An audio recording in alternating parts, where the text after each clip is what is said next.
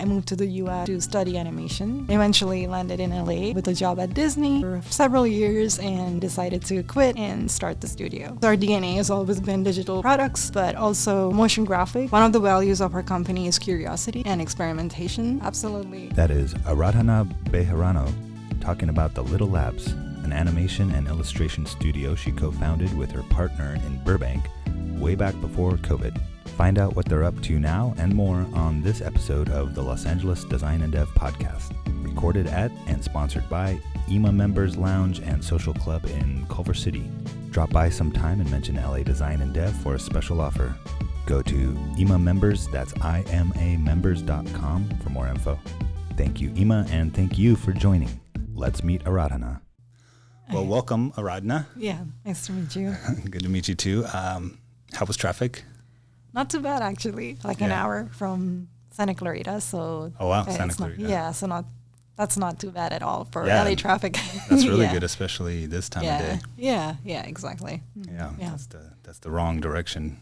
Yeah, in a way, yeah. Well, thanks for coming by. So you're in Santa Clarita. You have a studio, right? Is that have a physical space, or is that? No, we're all remote at the moment. So yeah, pre-COVID we had a studio space in Burbank, but we decided to get rid of it and go all remote. There's really no need for a physical space. So our studio is completely remote at the moment. And where are you from originally? Originally, I'm from India. I grew up there until I was 18. I moved to the U.S. to study animation in Savannah, Georgia at SCAD, which is Savannah College of Art and Design. After graduating, I moved between a bunch of cities, between L.A., New York, San Francisco, primarily just following the jobs, and eventually landed in L.A. With a job at Disney. Oh, wow. I worked there for several years and eventually decided to quit and start the studio. Oh, cool. That's, in a nutshell, my career. Nice. Yeah, Disney's obviously a good place for animation. Oh, yeah. Absolutely. It was a dream come true. While before I ran the studio, I was working primarily in interactive games, working on various apps and products specifically geared towards children. So what made you decide to do your own thing? It was sort of like working at Disney was a dream of mine, and I reached that goal and I enjoyed it thoroughly. And after working there several years, I realized I was looking for what's next. And eventually I was I started the studio with my partner, Camilo, and we both met at Disney, and we started to collaborate after hours, and that collaboration ended up being more exciting than my day job. And as that grew and grew, we started to realize that we wanted to do our own independent thing and start the studio, and we basically just took the leap to start as kind of like a creative duo as freelancers. The intention wasn't necessarily to be a design studio, but was more freelance, but that freelance career ended up becoming a more official studio setup. And what kind of stuff were you doing? Animation, motion graphics, specifically. For digital project? It was both. So it was because our DNA has always been digital products, so we would get clients that were more product design based, but also motion graphics. So we would also freelance around town at Buck, specifically in other promotion graphics studios, while still bringing in our own clients. And eventually the direct clients started to grow more than our actual freelance endeavors. So that's really where the career took us. Wow. And when was this? I was 20. Well, Camilo quit before me, so we kind of staggered that. So he quit in 2015, and for myself, 2016. And then you've just been going strong and the next restructured year for COVID and never went back. Yeah. Next year will be actually a decade for us, and officially both of us together in business. Cool. Yeah. And so your studio is Little Labs, is that right? And yes. You specialize obviously in animation and storytelling. Illustration, as well.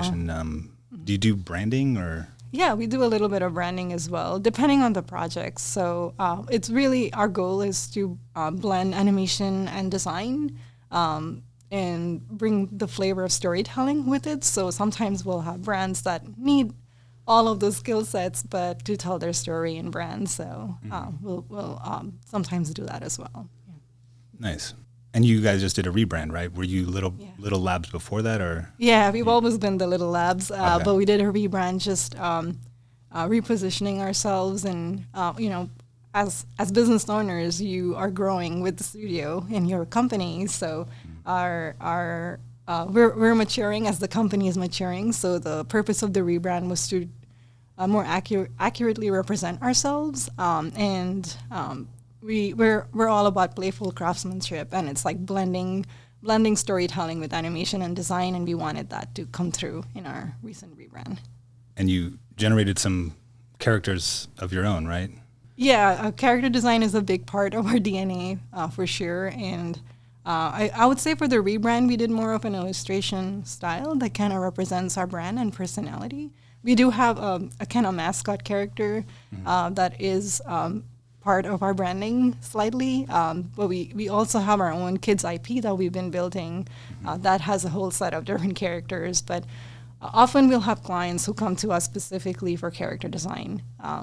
A lot of products in general are looking for a mascot or character work to help push their narrative along in a product. So we often do that kind of work. Yeah, the one you mentioned is Cloudy, right? That's Cloudy and Friends. Cloudy and Friends, yes. And Friends, yeah. And so that's a kid's brand, but it kind of holds up, I think, for adults too. 100%, yeah. The goal is we're targeting kids, but we hope that adults will also benefit from it. And we're in the very early stages of launching it. Last year, we kind of launched the brand. We have some products in the store at the moment. But we're working towards something larger. I just am not ready to share that out yet. Okay. But hopefully we will have more a more official announcement later this year or early next year. Okay. So, yeah. Yeah, it looks really cool. I mean, your stuff is really expertly done. Thank you. And then you have a remote team. How big's the team? We're 5 of us, so we're relatively a boutique studio in a way, but. Depending on projects, we'll often scale up to 10 or 11 at any given time. Again, depending on the skill sets needed for a project or how soon a project is ramping up. Yeah. So what's it like for a little studio like that to be out there looking for clients and trying to do that hustle?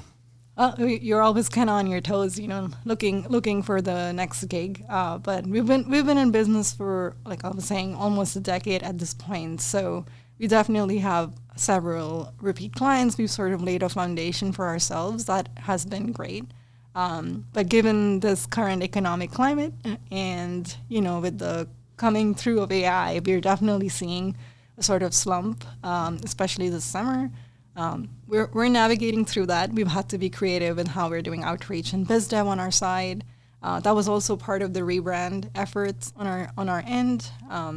And it's been interesting because when COVID hit, animation was booming because everybody wanted animation, and so the expectations in the industry were that has been set really high, and so we're kind of seeing a little bit of coming back from that to some kind of normalcy. And at the same time, with AI coming in, there's clients that are kind of holding back or the budgets are shrinking because of it. And we've had to be more creative, just doing outreach in different ways. But the great part is that people are more willing to meet in person as opposed to during COVID times. So that's been helping us a bit more, just kind of face-to-face, in-person meetings. Absolutely.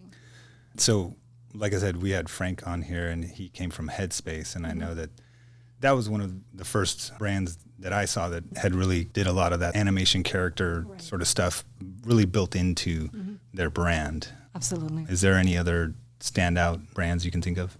Well, Duolingo is a big one. I'm sure you've seen all their character work. It's really embedded in their DNA. That's been probably the most successful one in the recent years that I can think of. But there's other ones that are more subtle. I would say there's Uber. If you open the app, there's several illustrations that are kind of guiding you through the experience, especially even when you book an Uber and you're waiting. If you kind of look through the product, like the UI, there's like little bits and nuggets of illustration and animation in there. Airbnb just did a recent refresh on their illustration style. They've done that several times now, and so that's another one I can think of that.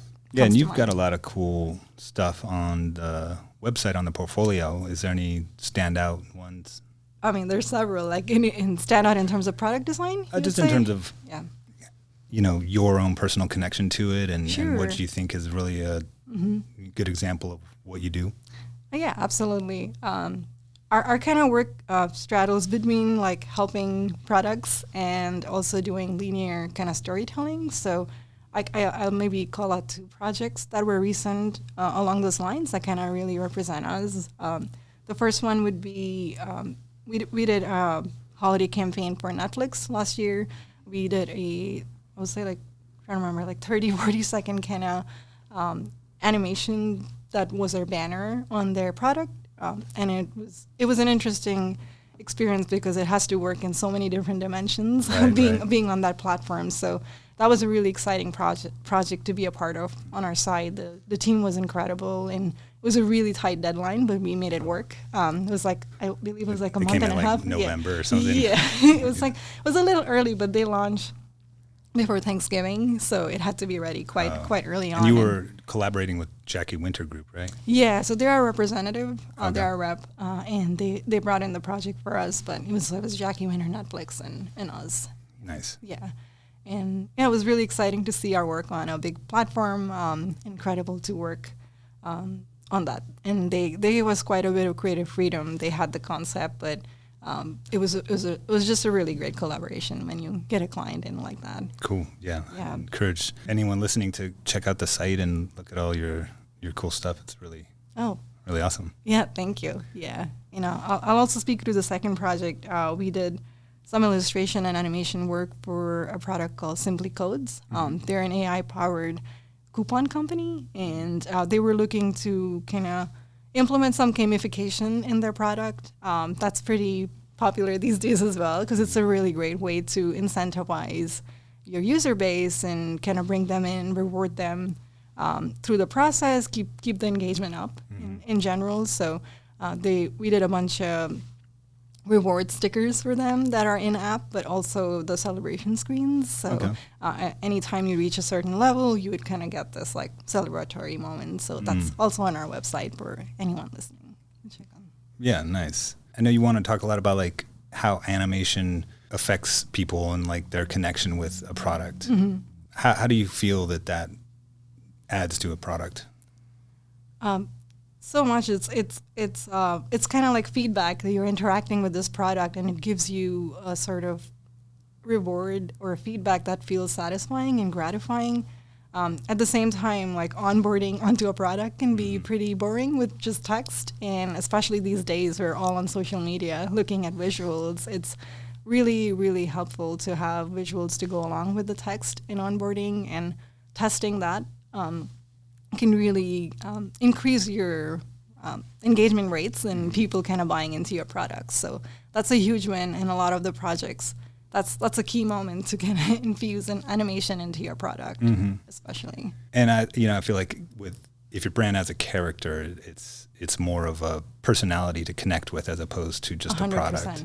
Yeah, it's a great way to infuse personality through a character, but sometimes that's not great for the brand itself, depending on what the product is. But illustration can still help you anyway. Like if you look at the Robinhood app, there isn't a character, but there's still great illustrations, like helping you engage with the product from the get-go. So it's very elevated, mature, illustrative style, but that still helps, even though it's not character-based. So it's a vibe. It's a vibe. Yeah, it's definitely a vibe. It kind of depends on your brand goals and who your target audience is, and whether a character will or will not help your brand in that moment. Right. So also you have some articles on your site, blogs and things like that. So what are you talking about? The purpose of the articles was a way for our team to kind of explore different topics more than anything. One of the values of our company is curiosity and experimentation. And so that's an avenue for us to explore different art styles. So all our blog articles will have a cover animation that kind of helps encourage our team members to come up with ideas that are fresh or what we want to do as opposed to what clients are asking us to do. So that was one big purpose of doing the articles, that it incentivizes us to think of a project that is not client-based. And secondary, of course, like the content itself, it helps our team put our flavor out there for others to see. It also helps our clients understand how we work and how maybe we price things. So we have some articles about the different types of animation. Sometimes clients are not necessarily in the creative industry, and it helps kind of direct them to understand the animation world and how illustration works. There's also the process of design and animation, again, for the same purpose.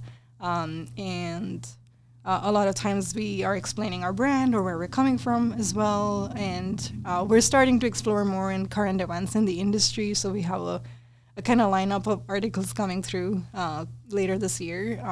Again, talking about things like our related product design, how we help help products with animation and illustration. So, yeah. And then you mentioned AI a little bit, and obviously that's everywhere. And so it is impacting your field. Yeah. Are you doing anything with that? We're exploring it, but to the extent of being knowledgeable about it, we don't really use it in our production at all at the moment. If anything, it would be pre-production, just kind of generally getting ideas out, or pre-production, I would call it. So it'll be like we have an idea, we run it through, get some thoughts from AI, but we're slowly getting into dipping our toes more and more into it as we're seeing it come up on client requests as well. And so there are repercussions of it. We haven't actually done a project using AI in the industry yet, but we know it's coming. Right. Yeah. I mean, there's things that AI definitely struggles with, and I would imagine some of the nuance of animation, it probably can't really get.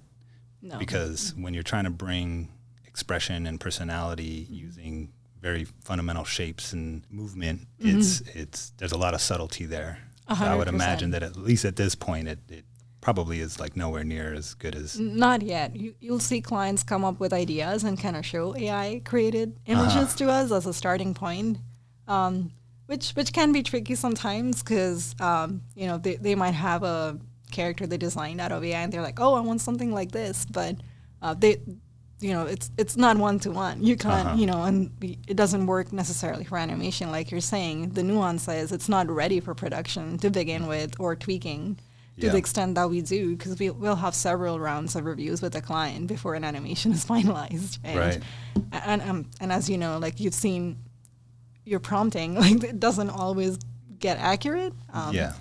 There's also commercials out there where you can see people, like you can tell it's AI created, and it's almost like 100%. Iffy. At this point, And there's that human touch that it just doesn't seem to have yet. I mean, you worked with Jeffrey Phillips, right, on Angie's List? Yes, we did. So he's, obviously very famous illustrator. Yes, he's incredible. So what did you do for that? Were you just animating? Basically, he handed off sort of keyframes and you just animated it? So we worked together with him because he's also part of the Jackie Winter group, but we directed the project. So we worked together with him. We came up with the concept, storyboarded it, and then handed it off to him to then illustrate in his style and bring his flair. Then he passed the illustrations back to us. We were heavily involved in that process with him as he was building it through, making sure it works for the client, and then also will work for animation purposes as well. And then once he handed it back to us, our team then animated and finished the spots. We worked on 6 spots for them. Cool. What kind of software are you using? So it depends on the animation needs, but from the design perspective, we are heavily using Figma constantly, especially with Figma Draw right now. Our illustrators are actually even illustrating in there as much as possible. It's a little quirky sometimes, but we're testing that out on our side. What do you like about it? Oh, the collaborative effort is so incredible in Figma. Almost everything's on there, especially being a remote studio. We're not in the same physical space, so it's almost like our whiteboard, right? Where we're all coming together. Leaving comments and feedback is so seamless on that product, and that the fact that we work with so many products, like a lot of times designs and screens are delivered to us via Figma as well. So it just makes sense to be on there. Yeah, and then of course we use the Adobe Suite pretty much For animation? for Animate CC sometimes, but design for sure. And then we use After Effects a lot. Okay. And if it's a hand-drawn animation, we'll be anywhere between Toon Boom or Animate CC itself. Nice. Any new developments in capabilities of software?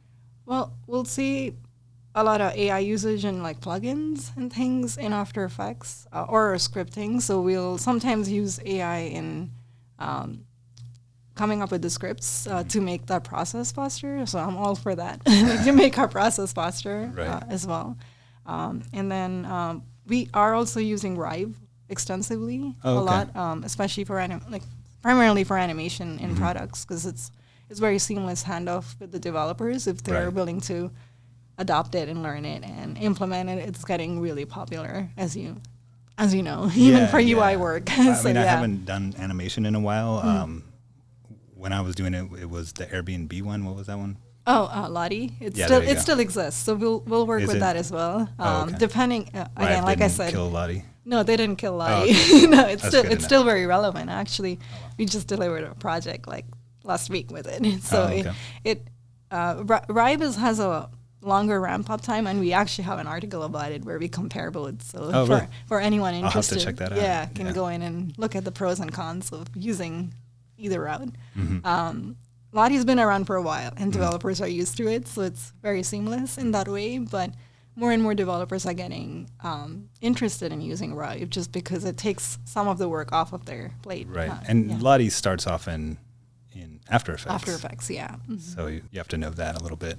Yeah, which is a lot easier because most animators who are in this industry would know After Effects more at this point than Rive, and so it's a little bit more of a learning curve to move from After Effects into Rive. For the animators. For the animators, yeah.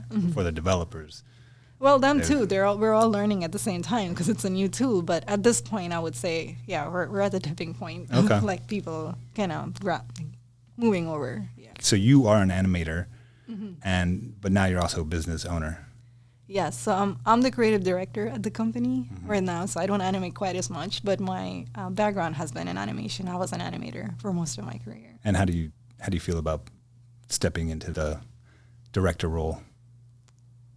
It was a bit of a transition, I won't lie, in the beginning, because I was so heavily involved in the production process and the actual creation of the animation. It took me a bit to transition off of it. As any artist, you almost you're so near and dear to your craft. But eventually I realized my genius is really working with teams and kind of directing. I really enjoy it. And as I'm growing in my career as well, I've honed into that skill set quite a bit. And at this point, I really enjoy seeing my team thrive on a project and kind of guiding them through that process rather than getting into the nitty-gritty of working with the tools in the animation itself. Yeah. Do you ever just jump in there? Yeah, sometimes, yeah, especially on a big deadline if something needs to be done. And I almost make sure I do that once in a while, so I'm still kind of sharp with the tools itself and can kind of bring in recommendations. But oftentimes the team will kind of share with me all this new stuff, and I'm like, yes, please, thank you. I'm learning. We're learning both ways. So yeah. And then do you do any sort of stuff on the side of your own? Sometimes there's often not enough time itself because most of my time goes into the studio and the company, and we have side projects like I was mentioning with Cloudy and Friends itself. But oftentimes, I will do it on Procreate, and none of the world needs to see it because it's really for myself and my own thought process. Nice. Yeah. Well, awesome. It was great talking to you. And any last shout outs that you would want people to go check out? I mean, it's littlelabs.com, right? Yes. Well, thank you for having me here. It's really great to be here and connect with you. And thank you to my team as well for all the incredible work. And you can check us out at thelittlelabs.com, and if you're interested, thelittlelabs.com, and if you're interested and have kids at home, check out cloudyandfriends.com. Cool. As well. Yeah. And you can get there from the Little Labs too. You can, yeah. Yeah. Cool. Awesome. Yeah. Amazing. I mean, and even, like I said, even without kids, I think the graphics are just, Oh, thank you.